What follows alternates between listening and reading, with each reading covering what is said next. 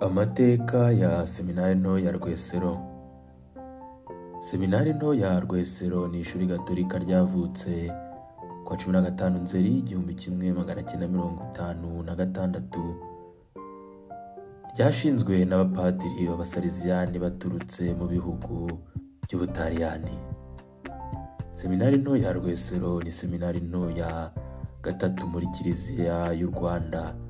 Iri shuri riherereye mu ntara y'Amajyaruguru mu karere ka Gicumbi, umurenge wa Bukure, akagari ka Rwesero, umudugudu wa Gicaca, ku nkengero z'ikiyaga cya Muhazi, mu birometero 40 uturutse Kigali, no mu birometero 42 uvuye ku cyicaro cya Diyosezi Gatolika ya Byumba.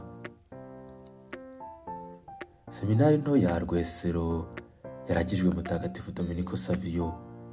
Intego ye ni gupfa aho gucumura. Ni intego ya buri museminari, kandi ubutungane no kubaha byamurangaga bigomba kuranga buri wese mu mibereho ye. Seminari nto ya Rwesero yashinzwe ifite intego zikubiye mu bumenyi, ubuzima buzira umuze n'ubutagatifu. Hashize igihe abashinze seminari aribo Abasaleziyani baje guhamagarirwa ubundi butumwa mu 1962, maze seminari iyoborwa n'abapadiri bera Le Père Blanc mu 1962 kugera mu 1965.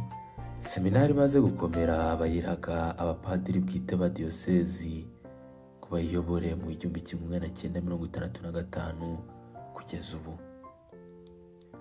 Mu bize mu seminari nto ya Rwesero ababaye abapadiri ni 189.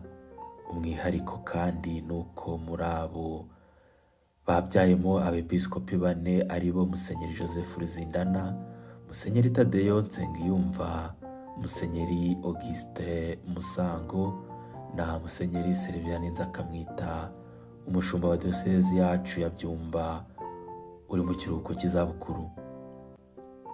Seminari nto ya Rwesero ni ishuri rifite ibyiciro byombi by'amashuri yisumbuye, icyiciro rusange ordinary level n'icyiciro cya kabiri advanced level. Mu cyiciro cya kabiri dufite amashuri 5 ariyo RFK, MCP, MPG, PCM na PCB.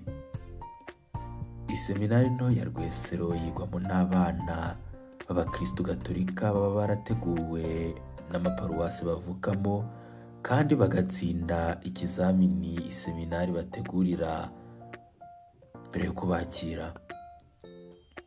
Bagomba kandi kuba bujuje ibyo seminari isaba, birimo kuba barahawe amasakaramentu y'ibanze